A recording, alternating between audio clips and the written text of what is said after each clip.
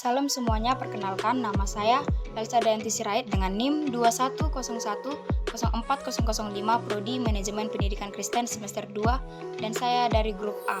Kali ini saya akan menjelaskan video mengenai administrasi kurikulum. Yang pertama, pengertian administrasi kurikulum.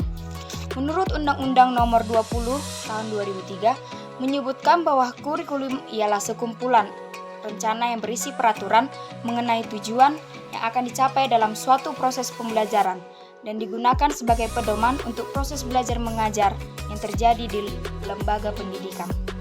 Administrasi kurikulum merupakan seluruh proses kegiatan yang direncanakan dan diusahakan secara sengaja dan bersungguh-sungguh serta pembinaan secara kontinu terhadap situasi belajar mengajar secara efektif dan efisien demi membantu tercapainya tujuan pendidikan yang telah ditetapkan. Dan yang kedua, paradigma dan perencanaan kurikulum. Secara umum, struktur kurikulum paradigma baru terdiri dari kegiatan ekstrakurikuler berupa pembudayaan tatap muka bersama guru dan kegiatan proyek. Hal yang menarik dari kurikulum paradigma baru yaitu kompetensi yang harus dicapai oleh siswa setelah melalui proses pembelajaran yang harus dicapai oleh siswa setelah melalui proses pembelajaran, maka pada kurikulum paradigma baru kita akan berkenalan dengan istilah baru, yaitu capaian pembelajaran. Pendekatan tematik dilakukan dalam pelaksanaan proses pembelajaran hanya di kalangan SD saja. Pada kurikulum baru diperbolehkan untuk dilakukannya pada jenjang pendidikan lainnya. Jika dilihat dari jumlah jam pelajaran kurikulum paradigma, baru tidak menetapkan jumlah jam pelajaran per minggunya. Tetapi jumlah perjalanan pada kurikulum paradigma baru ditetapkan per tahun. Perencanaan kurikulum, yang artinya pekerjaan yang memerlukan keahlian dan karena itu dikerjakan oleh para ahli atau expert dalam bidang perencanaan kurikulum, sehingga kurikulum harus direncanakan baik-baik. Beberapa pendapat ahli yang mengemukakan bahwa tidak ada aspek kurikulum yang harus direncanakan jauh sebelum situasi belajar. Pendapat-pendapat yang berbeda itu dikelompokkan sebagai berikut. A. Kurikulum seharusnya direncanakan di muka secara terperinci. B.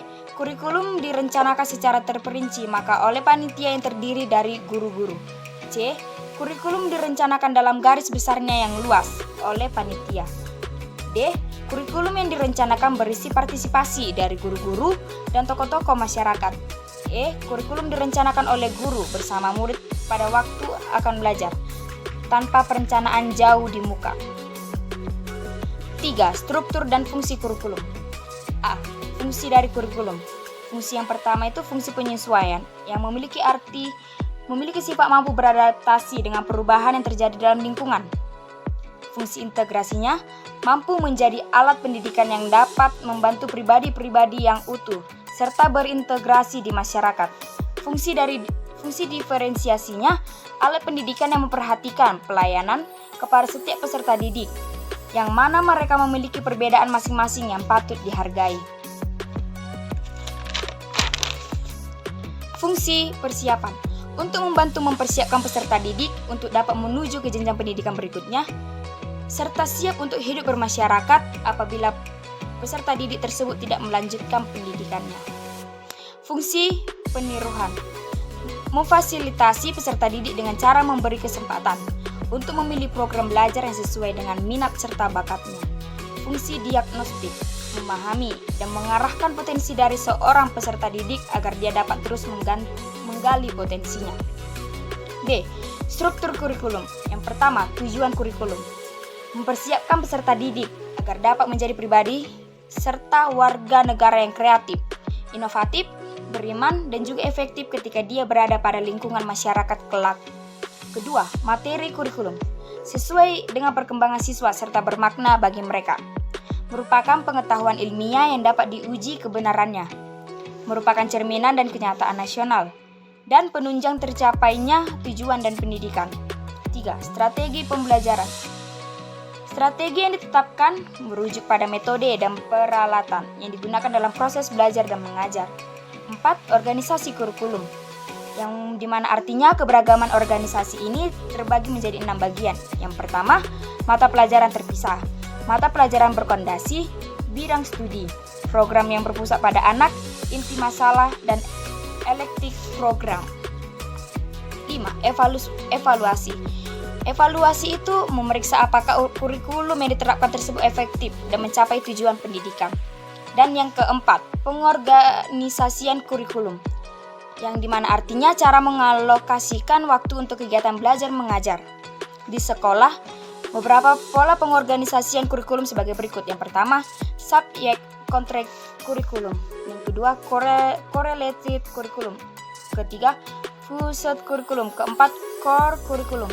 Dan yang kelima, student centered kurikulum. Dan yang kelima, pelaksanaan kurikulum. Keberhasilan kurikulum dapat diukur sejauh mana siswa dapat menguasai materi pelajaran yang tertuang di dalam kurikulum.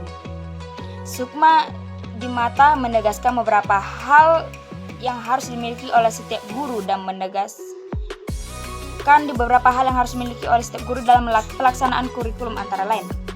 Yang A, pemahaman esensi dari tujuan-tujuan yang ingin dicapai dalam kurikulum.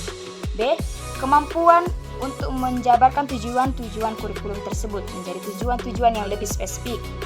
C, kemampuan untuk menerjemahkan tujuan-tujuan khusus kepada kegiatan pembelajaran. Masalah atau hambatan pelaksanaan pada kurikulum. Yang pertama, strategi pembelajaran masih mengacu pada penguasaan informasi dan pengetahuan. Dan yang kedua, seiring tidak dapat terlaksana secara optimal atau sarana dan prasarana. Yang ketiga, masih batas pada sosialisasi nilai dengan pola hafalan. Dan yang keempat, cenderung pengkotakan bidang studi. Yang kelima, kurangnya kegiatan aktif siswa. Dan yang keenam, mengabaikan keterampilan dan pemahaman pada konsep. Yang ketujuh, sosialisasi kurikulum belum mencapai sasaran. Yang kedelapan, guru dan personil sekolah sulit mengubah pola pikir lama ke yang baru.